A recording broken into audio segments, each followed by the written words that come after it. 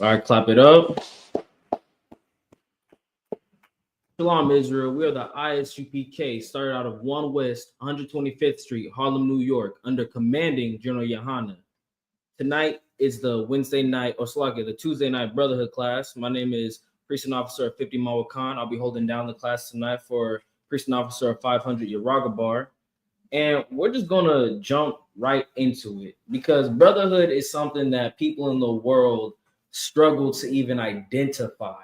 They don't even have an inkling of knowledge of what it is and what it looks like, because the brothers in the world that we know, they hate each other. Black people hate black people. Latino hate Latino people. Latino people hate black people. Black people hate Latino people. And that's something that here in the ISUPK, it's not tolerated. Brotherhood comes first before anything else in this truth. And that's something hard for a lot of people, fake Israelites, to understand. They have to become Bible thumpers like your Baptists, and they forget the brotherhood. But there's a saying in the UPK, it's brotherhood before precept. And that's something that a lot of brothers need to remember. So we're just going to jump right into it with not only just examples of how the Bible shows brotherhood through the men that have been written about, but also how to act it out, how to actually show that you do have brotherhood. First precept that we're going to jump into is going to be the book of John, chapter 13 and verse 33. We're just gonna jump right into it. This is Christ talking. It's in the red. This is the book of John, chapter 13, verse 33. Little children, yet a little while I am with you. Ye shall seek me. And as I said unto the Jews, whither I go, ye cannot come. So now I say unto you. This is Christ talking to the church. This is Christ talking to the one body. And he's letting them know that there's going to come a time when he's not going to be here physically. See, the people at this time, they didn't even think about Christ leaving them. They had no idea that Christ was going to be put to death by his own people, or Slakia, by the Romans, but it was going to be supported by his own people. They didn't even think they were going to be the ones supporting him in this, or supporting them in this. So he's letting them know, hey, there's going to be in a little bit, I'm not going to be here with you. Verse 34, a new commandment I give unto you, that ye love one another as I have loved you, that ye also love one another. Verse 35, by this shall men know that ye are my disciples, if ye have love one to another. Christ lays it out simply right here for us. If you're going to show that you are in the truth, you're going to show that you're a part of this one body that Christ set up in the ISUPK, you have to have love for one another. And I can tell you for a fact that the ISUPK is the only place where you'll find true brotherhood. Nowhere else will you find brothers sacrificing their time, their lives, their money to help our people. We're out here doing food drives. We're out here doing clothing drives. We're out here traveling to different places in the world, to Haiti, to Mexico, in places in Nebraska where the cold is something that could kill you. And we're out here showing true brotherhood to the 12 tribes of Israel. Now, clap it up. Just clap it up for that just by itself. And thank Commander General Yohana for putting in the work to bring up the men that are capable of doing this work. Clap it up to Commander General Yohana for showing us exactly what it means to have brotherhood, to show us exactly what it takes to have brotherhood, because it's not easy. I'm not going to say that brotherhood is easy. It's not. You're going to have to love someone you hate. You're going to have to love someone who's done evil to you. You're going to have to love someone that has hurt you in the past. And that's not an easy feat, but it's something that you need to do if you want to be in this truth. Well, it's Salakia. In verse 35, it says, by this shall all men know that ye are my disciples, if ye have love one to another. And that's the only way that you're going to show that you're a follower of Christ. The Christian pastor is not a follower of Christ. He hates his brother. He hates the drug addict, even though he's one himself. He hates the homosexual, even though he's one himself. He's a hypocrite. Not on top of that, he doesn't have any brotherhood for anybody other than himself. The only person that he'll show brotherhood to is the person that puts $100 in the offering basket. So no, your Christian pastor is not a follower of Christ. Your fake Israelite groups are not followers of Christ. They don't have brotherhood for each other. That's why they continuously break off and make a new group. You have one Israelite group this week called the MLP. I don't even know what to call it. They all be taking acronyms like they trying to be One West. But you have one this week, and then you're gonna have another one in a month because someone from that organization broke off. Someone from that group did exactly what the original group did and broke off from them. They showed no brotherhood. They had a lack of brotherhood. So you're not gonna find brotherhood in any other place other than the UPK. What's another place that people say they could find brotherhood or sisterhood? We got the Christian church. We got fake Israelite groups. What's a group you can think of? Any place? A book club. Let me say that's another thing. You said a book club. That's a good answer. I'm gonna clap it up for that answer because you're right. There is no brotherhood or sisterhood in a book club because they're out here reading a book that isn't the Bible. And if they're not reading this book, they're not gonna understand what brotherhood and sisterhood is. We're gonna drop that and we're gonna go to the book of Matthew, chapter 22, verse 38. And just to piggyback off of what Christ said, so like I brushed over that a little bit too quickly. He says in verse 34, a new commandment I give unto you. Understand, this isn't a new commandment at all. To love your brother as the Lord has loved us.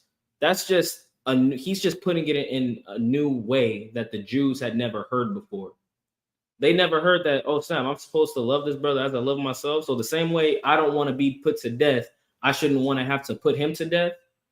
So if you don't want to be put to death, you have to what? You have to not sin. You have to not transgress the law. So you have to want that just as much for your brother as you want it for yourself. Because brothers, it's crazy. They like for some reason, black people have this notion where preying on each other's downfall is hip, where preying on your downfall is cool. When you see a brother take an L, you think that's funny.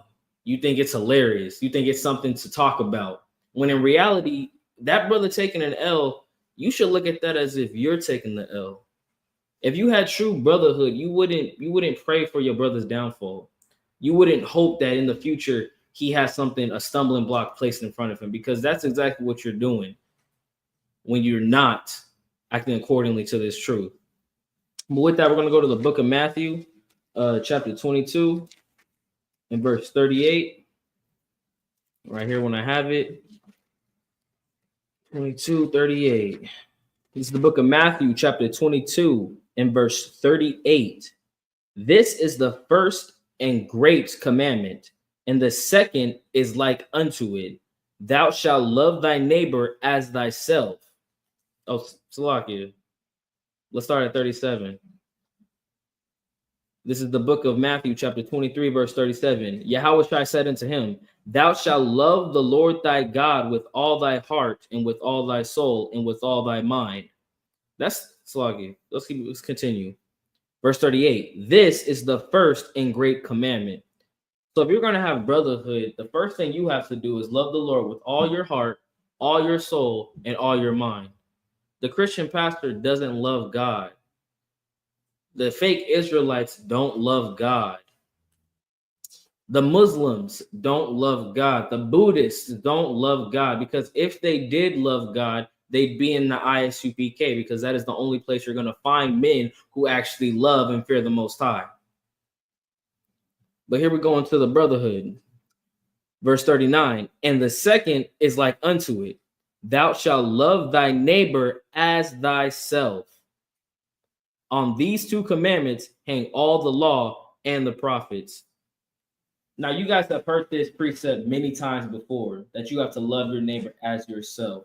But you haven't been hearing it enough, because I still wake up every single day going to the slave, and I have brothers out here saying that they believe in the truth, saying that they believe in God, yet they still hate their Latino brothers, yet they still hate their black brothers, that they still hate their black sisters and their Latino sisters. You can't tell me that you love God. You can't tell me that you have any idea what God looks like when you continuously spew the hatred that the white man has propagated onto you.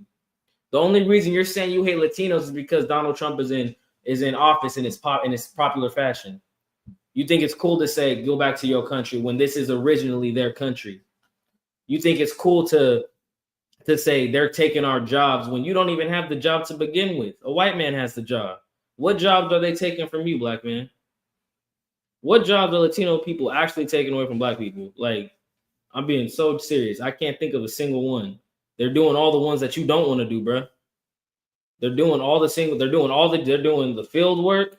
They're doing the hard labor jobs, non-union too. Like, don't even forget about that. These non-union people, like, they bastards. The white man is the goddamn devil because they pay them less than nothing to do hard labor. They pay them less than nothing to be in the sun all day, breaking their backs to make sure you can have a cup of orange juice in the morning. It's insane. And you're going to tell me that you love God, telling them to go back to their own country. You're going to tell me that you say you love God, saying that they shouldn't be here when they were here first. And they actually welcomed us with open arms. When they have in times in history put their lives on the line to help their black brothers. It's ridiculous that you guys have no brotherhood for them. But let's say that on the verse 40, on these two commandments hang all the law and all the prophets. And if you're truly going to follow God, then number one, you have to love your neighbor as yourself. And your neighbor is not talking about the person that lives next door. Your neighbor is your brother. Your neighbor is Latinos, Native Indians, and black people. Understand that. We're going to drop the book of Matthew and we're going to go to the book of Luke, chapter 6. We're going to start at verse 27. All right. This is the book of Luke, chapter 6, verse 27. But I say unto you which hear, love your enemies, do good to them which hate you. It's that simple. Actually, it's actually not simple. The white man, the Christian church would actually have you believe that this says, when it says love your enemies, they say to love the white man. They say love those who put you into captivity, that destroyed your family, that raped your grandparents, that killed your grandparents, that killed your cousin, that put drugs into the community so that your people will not be able to amount to anything or be able to even hope to amount to anything greater than a drug dealer or a rapper. That's who the white man tells you to love. They say love your enemy, so they say love the white man. That's not what this book is saying. That's not what Christ is saying here. When he says, love, but I say unto you which hear, love your enemies, do good to them which hate you. He's talking about your brother, because who hates you more than your brother? Who hates you more than the brother across the street that sees you thriving? He hates you for that. Why does he hate you for that? Because you have something he doesn't have. Why do you hate him? Because he has something that you don't have. That's who Christ is telling you to love. He's not telling you to love the bastard that's committing war crimes against you. He's telling you to love the man who is suffering in the same position and condition that you are. That is who, and Salakia, like, ain't no greater enemy to the black man than the black man himself. We out here doing the most destruction to ourselves, and it's not just because we want to. It's because we've been put in a condition to do so by the goddamn devil. Let me continue. Verse 28. Bless them that curse you, and pray for them which despitefully use you. See, and this isn't even easy for all the brothers in the truth to do. It says, bless them that curse you, and pray for them which despitefully use you. So if you're in the truth, and I know brothers in the truth, unlike the people in the world, you have a righteous anger when you hear of your brothers hating each other. You have a righteous anger when you see the crimes committed by our people against our people. But we have to remember that we have to have brotherhood above all things, and we have to forgive these people. We have to forgive them because they're not the ones at fault. Everybody likes to try and bring out the card of saying, oh, you got to stop blaming white people. You got to pull yourself up by the bootstraps. We don't even have boots to pull up onto our feet because the white man is the devil. So if you're gonna tell us to pull ourselves up by the bootstrap, let's charge the person that stole our boots in the first place. Let's charge the person um that is gaslighting us into believing that it's that simple, that all you have to do is just pull your boots up and you'll be good. Just go to work and you'll be fine. That's not the case. If that were the case, Black people would have been out of poverty. Latino people, especially Latino people, if all you had to do was work to get out of poverty, Latino people would be the richest people on earth. Mexicans and Hondurans would be the richest nation or the richest people on the planet just because of how hard they work. The white man is a goddamn devil because he's lying to you, telling you that all you have to do is work hard to get out of this oppression. It's not true. And if you believe it, you don't have brotherhood for you. You don't have brotherhood for your brother. You don't have sisterhood for your sister because you're looking at them just because you have a couple of dollars in your pocket as if they're the problem. You're looking at poor people like they're the problem when in reality, the only people that can fix the problem are those with money. So let's continue with this. Verse 29, and unto him that smiteth thee on the one cheek, offer also the other. See, that's another one that these Christians like to take. They say, hey, if you get hit on the cheek, just turn the other cheek, get hit again. That's not what the scripture is saying right here. It's what it's telling you is if you get hit on the cheek by your brother, if he hurts you, if he smites you, forgive him. It's not saying you're gonna let it happen again. It's just saying it's telling you to forgive your brother. Because don't you want to be forgiven?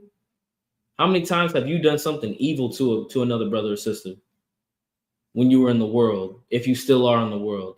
How many times have you done something where you don't believe that person should forgive you or can forgive you, yet they end up forgiving you anyways? That's brotherhood right there. And let me tell you, there's very far and few and in between of people that have actually not done something evil to another. That's the reason we come into this truth, because we understand that we need forgiveness.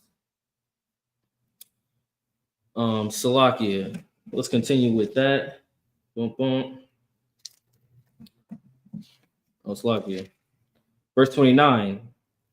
And him that taketh raiment, behold, they which are gorgeously apparelled and live and live delicately are in the king's courts. Verse 26. But what went ye out to? Salakia, hold up. I actually jumped it a little bit. Salakia. Luke 6. Let me start back at 29. This book of Luke, chapter 6, verse 29. And unto him that smiteth thee on one cheek, offer also the other. And him that taketh away thy cloak, forbid not to take thy coat also. Verse 30. Give to every man that asketh of thee, and of him that taketh away thy goods, ask them not again. Verse 31. And as ye would that men should do to you, do ye also to them likewise. That's breaking it down so simply. It's telling you, if he takes your coat, it's like him. Like if he takes your coat, forbid him not to take it. That brother, like, forgive him for that. Your brother's gonna steal from you. Who steals from black people more than black people? Nobody, other than the white man. That man, he steals everything. But if you're talking about when you go out and you park your car in the city, when your car gets bipped, it's most likely a black or Latino person that bipped your car. Don't hate him just because he bipped your car. Don't just hate the effect of the sickness that's destroying our people. Hate the cause of the sickness destroying our people. I'd rather destroy the mold causing my children to be sick than destroy my children. That makes zero sense. Your child is sick. You're gonna kill your child, or you're gonna go to the root problem and get rid of that. Go to the root problem. It shouldn't even be difficult for you to understand in that term. So verse 30, it says, give to every man that asketh of thee, and of him that taketh away thy goods, ask them not again. If a man asks you for something, if your brother asks you for something, it's within your ability to bless it upon them, to give it to them, give it to them. The men in the Isupk, we work tirelessly to make sure that the people in our communities have somewhere where they can go to learn this truth. There's someone in this building 5 days out the week. Our doors are open to Blacks, Latinos, and Native people so that they can come in and understand that they have brothers and sisters that care about them, that want the best for them. Verse 31, and as ye would do men should do to you, do ye also to them likewise. This is another one that says of a like another precept where it says treat your neighbor as thyself. You don't want to be treated with that with lack of brotherhood. You don't want to be the one that's being bipped, so don't bip. You don't want to be the one that's being robbed, so don't rob. You don't want to be the one who's being lied to, so don't lie to your brother. You know, like if you're going to be a friend, you have to be friendly first. So it's like it's really up to you to show your people exactly what this brotherhood entails and what it takes to actually do it. Because guess what? Our people are so destroyed that the Latino brother across the street might not be able to show you any brotherhood. He might call you a derogatory word just because that's how he's been brought up. But guess what you have to do? You have to forgive him and show him brotherhood above all else. Not just because he's being mean to you, but because that is your brother. And that's something that a lot of times Black people in America like to forget. They like to separate ourselves from the Haitians. Black people in America like to separate ourselves from Dominicans, from Puerto Ricans, from Mexicans, when in reality, we're all the same people. So whenever you come across a brother in the world who curses you, whenever you come across a sister in the world that shows that they hate you, you have to just go above and beyond to show them how much brotherhood and sisterhood you have for them. You know, like that's just that, and that's not an easy task. But let me tell you, there are men in the Bible who have shown us exactly how to love someone that you should rightfully hate, how you should go about showing brotherhood to a man that has done evil against you. And we're going to go into that a little bit later on. Verse 32, for if ye love them which love you, what thank have ye? For sinners also love those that love them. That's heavy right there. It's like, how are you only going to love those that love you? When in reality, everybody loves people that love them. That's not special. That's not set apart. That's not different, which is what you are, Israelite. You're different. You're set apart. You're holy. So you can't just love those who love you. You can't just love your direct and immediate family. You have to love those outside your direct family. You have to love those that are your brothers in like Slovakia. You got to love those that are your people outside of your direct family, because sinners love their family just as much as you do. You know, sinners out here, they bipping cars because they love their family. That's what that's the justification that they give. They steal from you because they love their family. They love their family more than you, so they're willing to hurt you to help love their family. When in reality, that's not how you can't hurt your brother just to help your brother. It's counterproductive. It's two negatives. For one, you're hurting your brother by stealing from him, by killing him, by doing all manners of evil towards him. And on the other hand, you're rewarding your other brother with the evil that you just committed. That's something that only a devil could teach a people. That's something only a devil could condone. Because based on the laws of this book, that type of behavior should not be happening in our nation. Verse 33. And if ye do good to them which do good to you, what thank have ye? For sinners also do even the same. You can't just do good to those that do good to you. You have to do good to those that have done evil to you.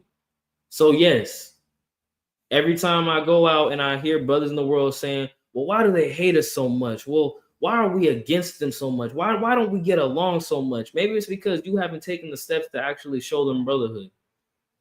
Maybe it's because you haven't taken the steps to actually go and show them what it actually means to be one people. You haven't done the work. And if you haven't done the work and you're in the Christian church, I just don't have the patience to even listen to you. If you haven't done the work and you're in a fake Israelite group who's allowing Africans to come in and kill your members, kill your sisters, I don't have any patience for you. If you're a Muslim And I don't even want to start about the Muslims, okay? Because those are just some bastards that are on a different level where they've destroyed our nation to the point where they make the Nation of Islam. You truly believe that you're part of Muhammad's people, or that you've been indoctrinated into it, and that those people are going to treat you as equals, when in reality, what Arab nation has ever come to your aid?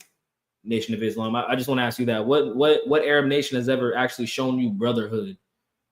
None, because you're still in America with the rest of us. No Arab, no Islam, no person from across the seas is gonna come and try to save you, because guess what? They don't see you as their brothers yet. You guys like to call you brother Muhammad, brother Amalak. I don't know what y'all names are, but they're ridiculous usually. But you have no brotherhood. You have nothing to stand on. Oh, shalom. Shalom Yahabashim al-Shabarakatah to Officer of 50 Nayak. Shalom Yahawashimar al-Tabashim Yahawashai to Princess Nazam Anna, property of Officer 5K Madabar. And Shalom Yahabashim Yahawashabarakatah, Priest and Officer 500 Yaragabar. He says the water for holding it down, priest. It's my honor, my lord. It's the water for even considering me to be able to come into the position to hold down your class. But this is back to the scripture, back to the precept where it says, "If ye do good to them which do good to you, what thank ye have ye?" You don't have, like, just because you're doing good to the people that love you, that's not enough. You have to do good to those that hate you. That means you have to go out of your way to feed the Dominican that hates you, that wants to say, I'm no black, you know? You have to go out of your way to feed the El Salvadoran who's going to call you a nigger, not even knowing that he's a nigga himself. Like, honestly, I've been called a nigga by multiple races that are niggas, and it doesn't bother me, because I look at them and I'm just like, you realize you're a nigga too, right? Like, it doesn't bother me. Like, they could put a A, they could put an AH on it, they can put a UH on it, they can put an ER on it. And guess what? It's the same word. And Barnabas and Simeons were called Nigers. So it's like, take it as a compliment when a nigga calls you a nigga, because that's exactly what you are. But I'm gonna drop this and we're gonna go to the book of Genesis, chapter 45. And we're gonna show you just a clear example of a brother that showed true brotherhood to those who had done evil towards him. Again, that is the book of Genesis, chapter 45, and we're going to start at verse 1. That's the book of Genesis, chapter 45, and verse 1. Then Joseph could not refrain himself before all them that stood by him, and he cried, caused every man to go out from me. And there stood no man with him, while Joseph made himself known unto his brethren. So a little backstory to this. Joseph was one of the sons of Israel. He was one of the sons of Jacob. His brothers sold him into slavery. He was actually the youngest brother at the time. But his older brothers, 10 of them, sold him into slavery to some Muslims, to some Ishmaelites. And the Ishmaelites proceeded to sell him to the Egyptians. As a boy, this boy at the time was taken from his family who loved him and brought into a land of strangers. Not just because they stole him, but because his brothers put him in that position, not knowing whether or not he was going to survive. Actually, they were hoping that he would die. So in layman terms, they killed their brother, or they believed that they had killed their brother. And right now we're in the chapter 45, and this is them coming to Joseph after he's gained notoriety through the grace of the Most High in Egypt. Now he's become the second most powerful man in the world through the grace of God. Barakatah Yahweh Yahweh Shai, because like that's just letting you know that even though evil things can happen to you, the Most High can still use you as long as you follow him. But let's continue. Verse 2, and he wept aloud, and the Egyptians and the house of Pharaoh heard. And Joseph said unto his brethren, I am Joseph. Doth my father yet live? And his brethren could not answer him, for they were troubled at his presence. And Joseph said unto his brethren, Come near to me, I pray you. And they came near. And he said, I am Joseph, your brother, whom ye sold into Egypt. Now therefore be not grieved, nor angry with yourselves, that ye sold me hither. For God did send me before you to preserve life. Let's read that one more time. Verse 5. Now this is Joseph speaking to his brothers. Verse 5. Now therefore be not grieved, nor angry with yourselves, that ye sold me hither. For God did send me before you to preserve life. This brother said, don't grieve and be angry with yourselves for the evil act that you did towards me. Joseph's telling them that pretty much off the bat that he's forgiven them and they shouldn't. He's telling them not only has he forgiven them, he doesn't even want them to feel bad about what they did because something great came of it. He doesn't have any room for them to. That's how much brotherhood Joseph has for his brothers. He doesn't want the men who tried to kill him, his own family, to feel bad about the act that they committed. Tell me you can't forgive your cousin. Tell me you can't forgive your father. Tell me you can't forgive your mother. Tell me you can't forgive your brother and your sister. When these men right here are being forgiven by one of the most powerful men that could have them killed, they're being forgiven by him, even though they had tried to kill him in the past. Let's go a little further. We're going to go to Genesis chapter 50. Because he forgave them, and not only did he bring his family into the riches of Egypt, because he did, like they became a great house, they became a great nation in this place since Joseph was in charge. Like not only did he forgive them once, but he forgave them, like he let them know that they were forgiven twice. Because guess what? If you do something evil to someone, and they say, "Oh yeah, I forgive you," you're gonna second guess it. You're gonna think to yourself, "Okay, yeah, okay, you say you forgive me, but do you really forgive me?" Like you're always gonna have that thing in the back of your mind telling you, "Okay, they're gonna get their get back because they deserve to get their get back." That's why, a lot of criminals are actually like very afraid. They're not bold. It's because they understand, like especially murderers in particular, they live in fear because they understand that, hey, someone's gonna rightfully come back and get me for the person that I got. Like that's a fear that you should have, because guess what? You've done something evil, so evil may return unto you. But when you have true brotherhood, if you're a brother that truly loves the Most High, guess what? You're not going to visit evil upon that person just because you have the ability to or the chance to, because you've already forgiven him. And we're just going to show that right here with Joseph again. The book of Genesis chapter 50, starting at verse 14. And Joseph returned into Egypt, and his brethren and all that went up with him to bury his father after he had buried his father. Verse 15. And when Joseph's brethren saw that their father was dead, they said, Joseph will peradventure hate us and will certainly requite us all the evil which we did unto him. So the 11 brothers are pretty much saying, hey, now that our dad's dead, Joseph's going to hate us and he's going to do all the evil things that we did to him, but worse. That's what's going through their mind, you know? And that's not completely, like, that's not an irrational fear to have, because if someone does something evil to you, you're going to expect them to do something evil back to you. But God was with Joseph. So where their minds were, his mind wasn't. Where their hearts were, his heart wasn't. His heart wasn't in a place where he was going to enact vengeance against his brothers, because as we already read in verse 45, he'd already forgiven them. And it was a sincere apology or sincere forgiveness. But verse 15, Joseph will peradventure hate us and will certainly requite us all the evil which we did unto him. Verse 16, and they sent a messenger unto Joseph, saying, thy father did command before he died, saying, verse 17, so shall you say unto Joseph, forgive, I pray thee now, the trespass of thy brethren and their sin, for they did unto thee evil. And now we pray thee, forgive the trespass of the servants of the God of thy father.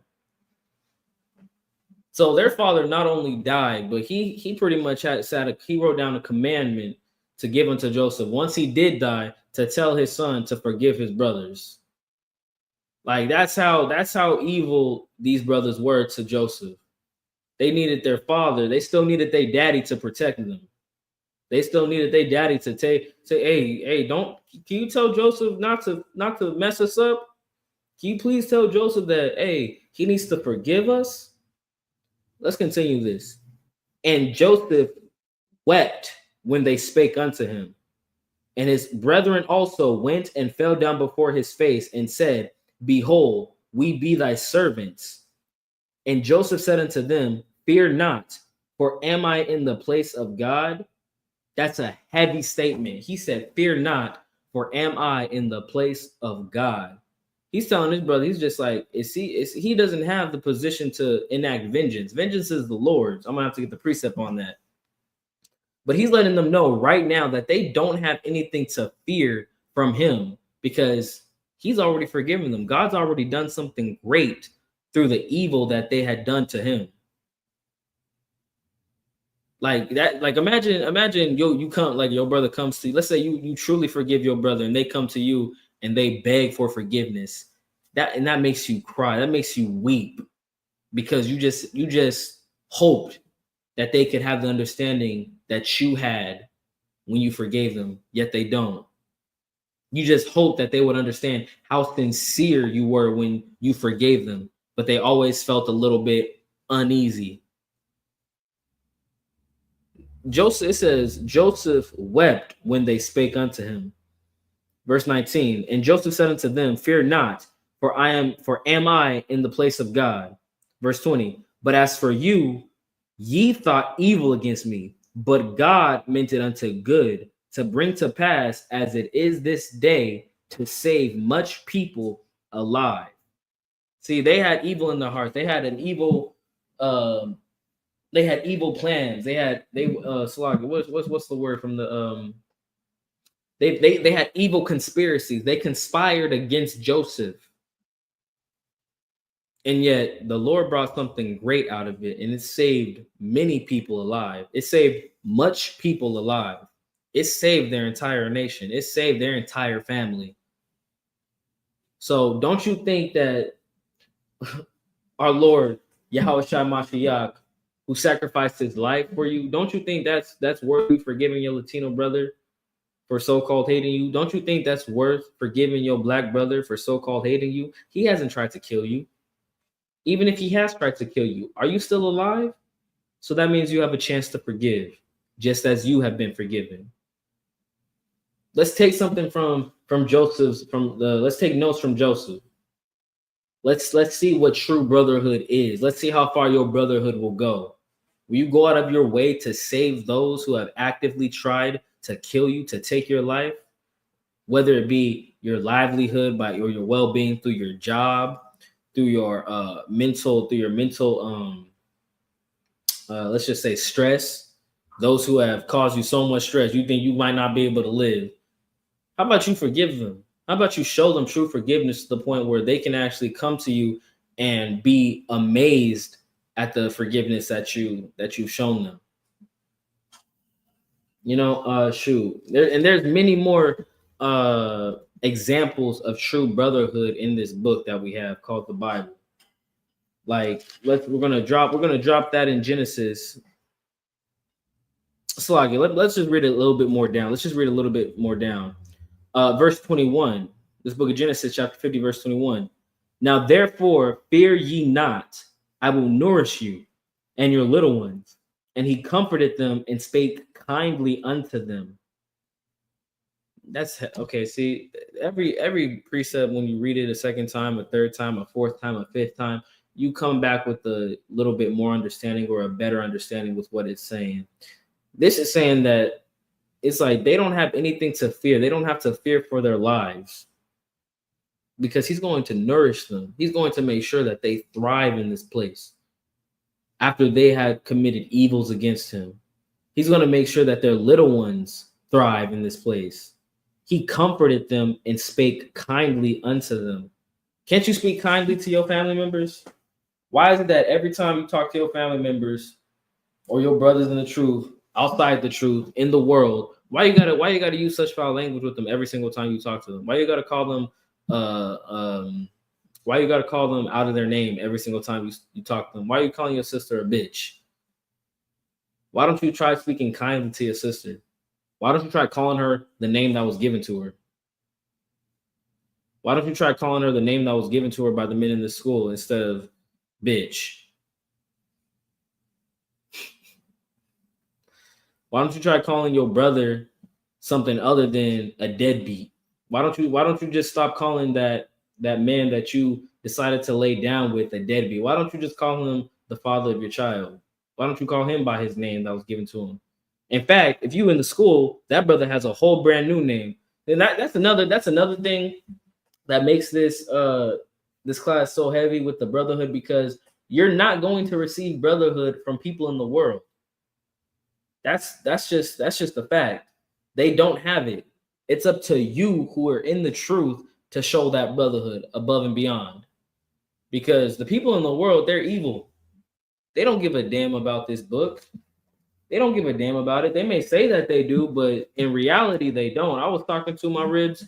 We're having a conversation with the with the acquaintance of my rib, and it went from how they believe in the Bible and how you can't really trust in all of it to when you break it down to them, they start saying, "Well, I don't even really believe in the Bible.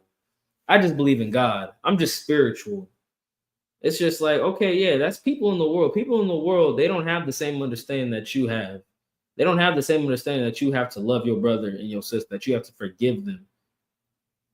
So don't expect it from them in the world, but definitely be ready to show it to them, to show them what true brotherhood is. Be ready for that, because there's going to be many times at your slave, in school, at home, when you are going to be slighted by a person in the world, an Israelite in the world. And at that moment in time, you're going to have to show them true brotherhood, because that just might spark a little bit of enough interest for them to say, why did they show me kindness? Why did they speak kindly to me when I was so rude to them? Why did they show me something that I had never seen before? And that just might be the step that they need to take to come into this truth.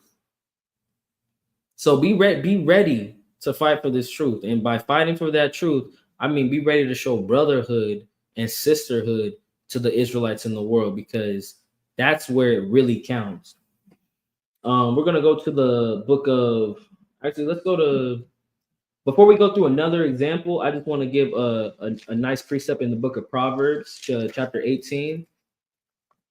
Salakia, bear with me. Book of Proverbs, verse 18.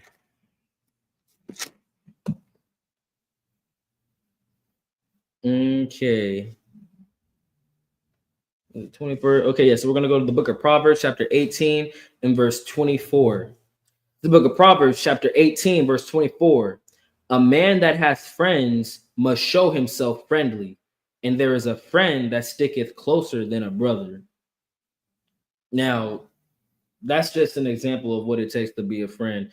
A man that hath friends must show himself friendly. You have to show yourself friendly before like outside of forgiving them. You have to show yourself to be worthy of being a friend. Because once you show yourself to be worthy of a friend, guess what that might do? That just might spark something in them to want to go above and beyond and be even more of a friend towards you. That was the relationship that King David had with the prince Jonathan, the son of Saul. Like, David had shown himself to be like just a different type of cat, you know? David was built different, and Jonathan saw this, and this made Jonathan love David as he loved himself.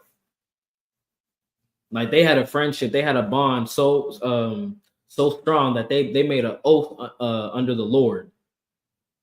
They were closer than brothers. Like, this verse right here. It's like, a man that hath socket, verse 24, a man that hath friends must show himself friendly, and there is a friend that sticketh closer than a brother. That was the relationship David had with Jonathan. In fact, I want to bring that up too. It's gonna be, we're gonna drop Proverbs. We're gonna go to book of I think let me see. First Samuel chapter 18. First Samuel chapter 18. All right, one sec. First Samuel.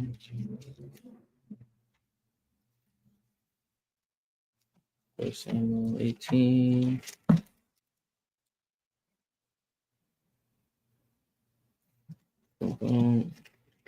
There we go. Verse Samuel 18, and we're going to start at chapter 1. Okay, Khan. Okay, so this is the book of Samuel, chapter 18 and verse 1. And it came to pass when he had made an end of speaking unto Saul that the soul of Jonathan was knit with the soul of David, and Jonathan loved him as his own soul. Like, Jonathan had to witness David the first time and the one time to understand that this was his nigga. Like, y'all know that song by YG that came out some years ago. It's My Nigga. That was what Jonathan was feeling for his nigga David at this time. And it never ended because they were locked in. They were locked in from this point forward and to the end, pretty much. Like, even though Jonathan was an honorable son, he followed his father into battle and fell. Like, David wept for them. David wept for his friend that was closer than a brother. Flocky, I may be wrong, but David had I want to say 10 brothers. He had 10 brothers, and none of them were as close to him as Jonathan was. You know? So it's just like, it's a heavy thing to really be able to say that you have a friendship or a friend that you can depend on at any time, at any moment, that you can depend on, that once you leave, this friend is going to be like a father to your children. Because that's exactly what David was to Jonathan's children. He was like a second father to them. Like, there's another story in the Bible that we went over recently in a class where I think it was the Gabonites. They wanted to pretty much they needed recompense for the slaughter that Saul committed against them. And David said, "What is it that you want? Do you want money? Do you want land? What is it that you want?" And they said, "Hey, we don't want none of that. We want 7 sons of the one who killed us, of Saul." And there was a famine in Israel, so David had to give up 7 sons of Saul so that those people would be able to get past whatever whatever evil Saul had done unto them. And he gave up the 7 sons, but guess who he didn't give up? He didn't give up Jonathan's son. He kept Jonathan's son close to home. He kept him close to heart. He said, "Okay, you can have the rest of them, but my brother's son, my friend's son right here, you can't have him. You're not going to have him. You're not going to have the seed of Saul. You're not going to have the seed of my brother Jonathan," because that's who it was. Now, tell me that's not brotherhood. Tell me that making sure that even though you have to sacrifice all these people, that in all, like, if any other, see, that's another thing about the Bible, how you know it's the truth, because in any other culture, you have a rebellion or a usurping of a king, which that's not what David did, but you have any transfer of power, all the people in that family are going to be killed. This is the only book only historical record where you can read that after the king was killed and another man took power, they said, "Hey, let this family live because they my brothers, because they my sisters." That's a heavy thing in and of itself. You go to Europe, guess what? They killing everybody. You go to France, they killing everybody. You go to Saudi Arabia, they killing everybody. You go to China, man, don't even get me on the Chinese. Every time a dynasty freaking changed hands, they killed whole provinces of people. Like, these people are, the other nations are evil beyond anything we could imagine for ourselves. We try to imitate them by killing each other, yet it will never amount to the horrific things that they've done to us and to the other people of the world. So the white man is the goddamn devil. But dropping that with David and Jonathan, let's read that one more time. "And it came to pass when he had made an end of speaking unto Saul that the soul of Jonathan was knit with the soul of David, and Jonathan loved him as his own soul." Verse 2, "And Saul took him that day and would let him go no more to his father's home. Verse 3, then Jonathan and David made a covenant because he loved him as his own soul. So Jonathan, like after David came to live with the king, Jonathan and him made a covenant because they loved each other so much. Verse 4, and Jonathan stripped himself of the robe that was upon him and gave it to David, and his garments, even to his sword, and to his bow, and to his girdle. This brother gave him everything off his back. Now, people like to say like everybody wants to say that, oh yeah, I was David in the past life. We don't do that in the UPK. But who wouldn't want to be Jonathan? Who wouldn't want to be a brother that showed that type of brotherhood to a man worthy of it? Isn't that something glorious in and of itself, that you were a friend of a man that was after the Lord's own heart? That's glorious, because he was able to recognize the type of man that David was and had a kindred connection to him. I mean, obviously they were brothers, obviously, but it was a deeper friendship than what one would have with, let's just say, we could just say a brother.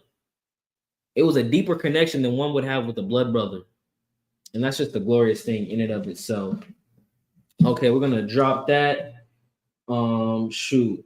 And we're gonna go to the book of actually, so we're gonna stay on subject. Actually, we're gonna go to the book of we're gonna drop that. We're gonna drop that, and we're gonna go to the book of Exodus, chapter 32. So we're gonna go to the book of Exodus, chapter 32, because even though we've hammered home exactly what the type of examples are needed to show what brotherhood is, there's so many more in the Bible. Oh, shalom, Yahba Hashem Yahushua Barakatah, the Trooper Matam Yah, checking in from San Jose. Thank you, Trooper, for being in the class. I really appreciate it. All right, so still we're gonna go back to the book of Exodus. All right, the second book in the Bible, also known as the Torah. Chapter 32. Because like, and that back to being on subject, like there are multiple examples of what it means to show brotherhood, to show what it means, how much you love your brother, how much you love your sister, how much you love your people. Because that's what it boils down to. It boils down to not just loving your brother and your sister, but it comes down to just loving your people. And you have to understand that your people, Israelite, are blacks or the Negroes, Latinos, and indigenous or native people of Americas, South and North. And also, you got to understand, we're scattered abroad. So anywhere you find us, that's your people. That is who you are commanded to love. But we're going to go into the example of Moses, one of the leaders, one of the first leaders of Israel, who actually showed us what it actually means to have brother. Because this man turned down an amazing blessing in and of itself, just because he wasn't a selfish bastard. Where any person in the world, if they were put in his position, guess what they would have done? They would have said, hell yeah, to this proposition that the Lord gave him.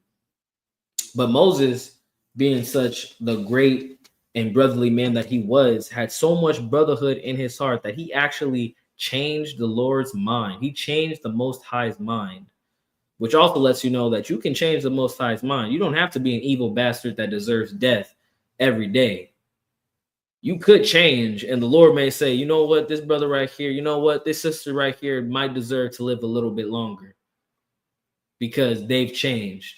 And since he's a living God, he's not the God of the dead. There's another precept. So there's two precepts. I'm gonna write them down. It was vengeance is the Lord's. Vengeance is the Lord's. It's like it, and he's not the God of the dead, not the God of the dead. Because this right here, this precept we're about to go into actually lets you know exactly what type of God our Most High is. All right, it's the book of Genesis, chapter 32. We're going to start at verse 1. And when the people saw that Moses delayed to come down out of the mount, the people gathered themselves together unto Aaron and said unto him, up, make us gods which shall go before us, for as for this Moses the man that brought us up out of the land of Egypt, we wot not what is become of him.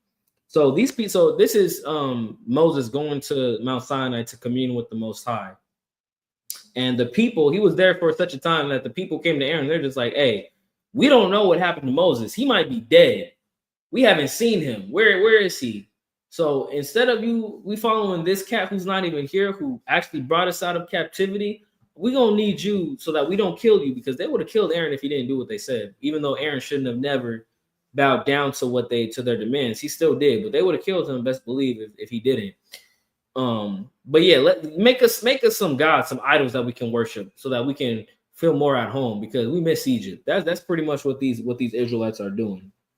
Verse 2, and Aaron said unto them, break off the golden earrings which are in the ears of your wives, of your sons, and of your daughters, and bring them unto me.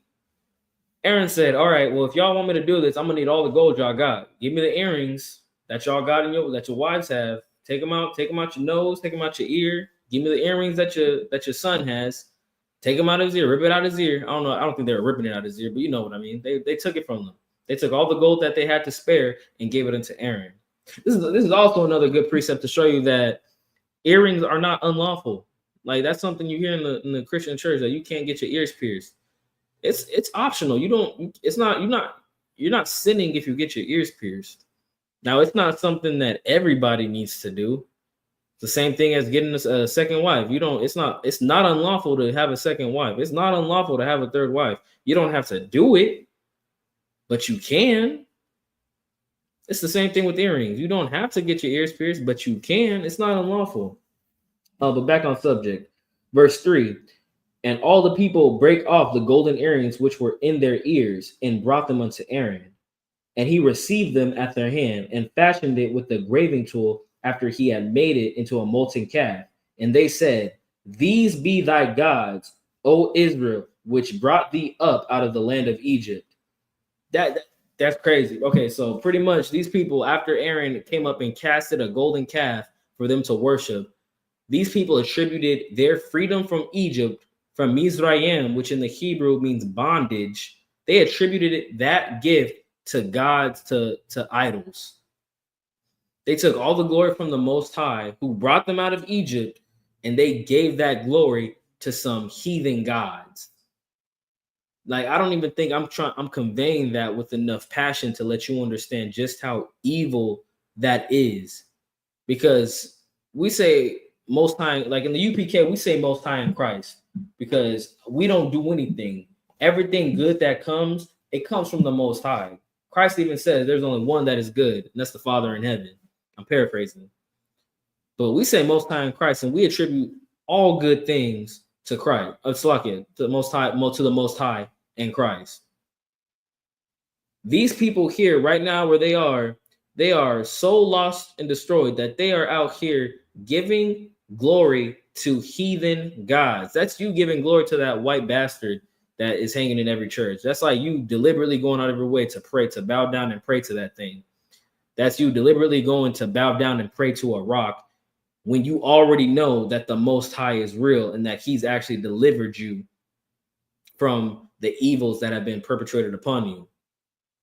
Like, this is like, I don't even think I'm still not doing justice to convey just how evil these Israelites are behaving at this time.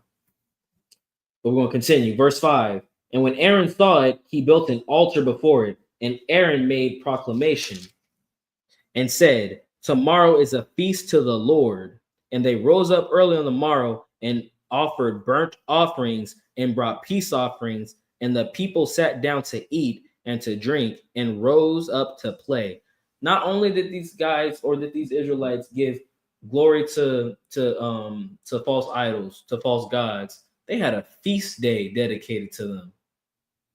Aaron set up a feast day. He was just like, hey, it's not enough just to make you a calf. Let's set up a feast day that we're going to praise these idols. Like, this is just imagine, right?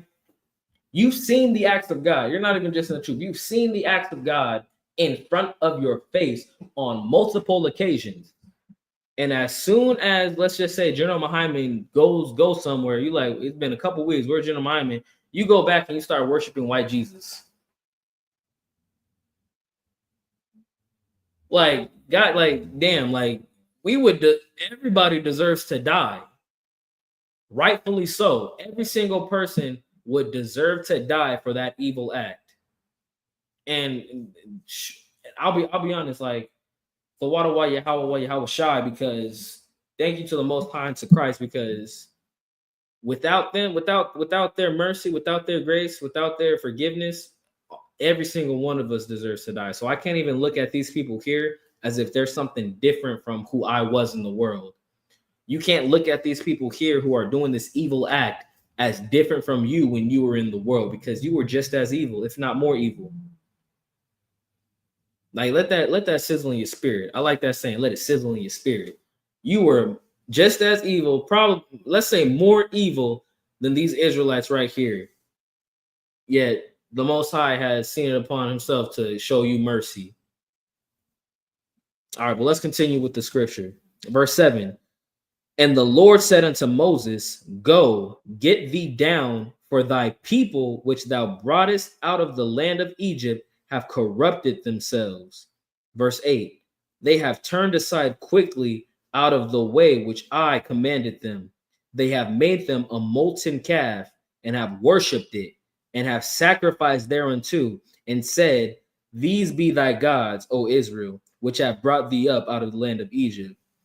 The Most High is angry, and he's letting Moses know. It's like, hey, it's crazy. He says, go get thy people. He doesn't even say my people. God doesn't even call the Israelites at this time my people. He says, hey, Moses, go get your people. All right, go down there and look at your people, because they out here praising other gods, and they're not following the commands that I gave them. So at this point, you could say that none of these people are in the truth. Like, none of them are in the truth. Like, it's crazy when you just look at the word. It's like God literally told Moses, go get your people, go get thy people. He doesn't say go get my people. He says, Moses, go get your people. Which is funny. Like, that's something a lot of black people use today. Like, I was just offset, but I was talking to the Rib, and I said, hey, your people, my people. That's just something black people say. And it's in the Bible right here.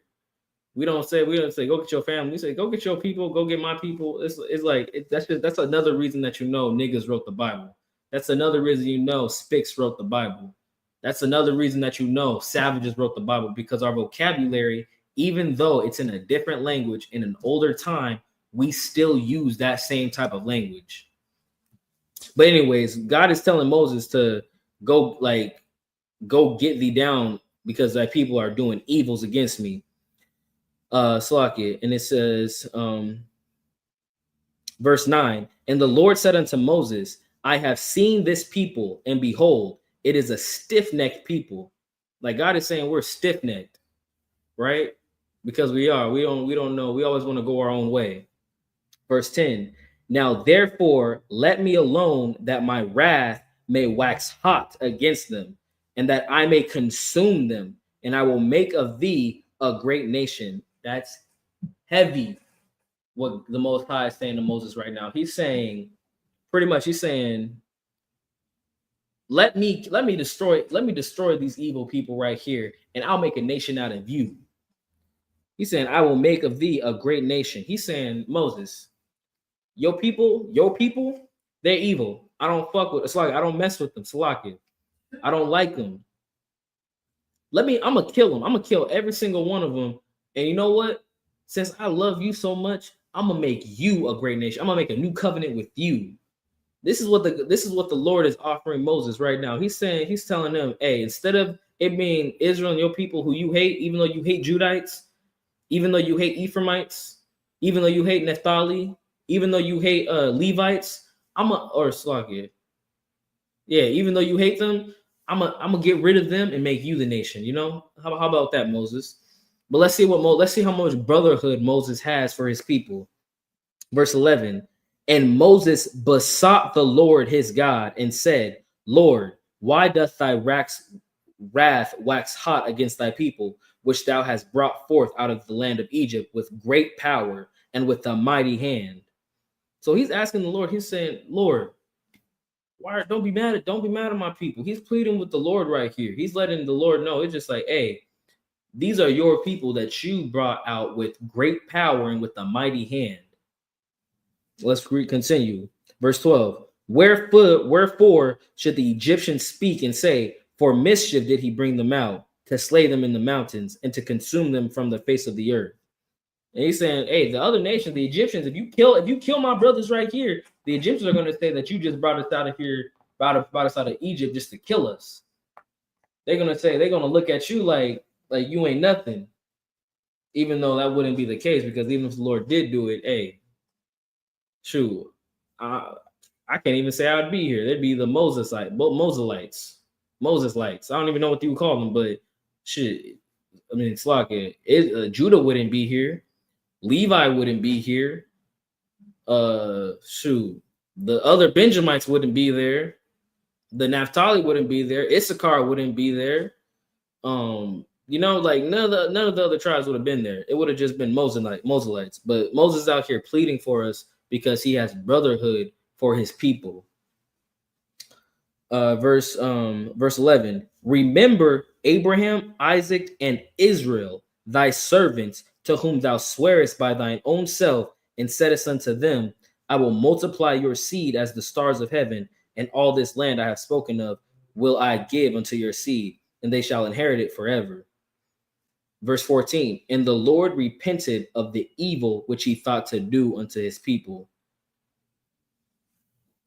Moses begged the Most High to forgive us. He begged the Most High to remember the covenant that was given to his forefathers, Abraham, Isaac, and Jacob.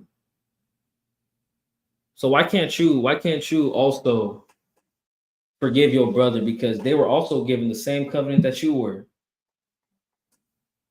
Black man, the Latino man across the street who calls you nigger every day, he was given the same covenant that you were given. Why can't you plead for him and forgive him the same way that Moses pled for his brothers?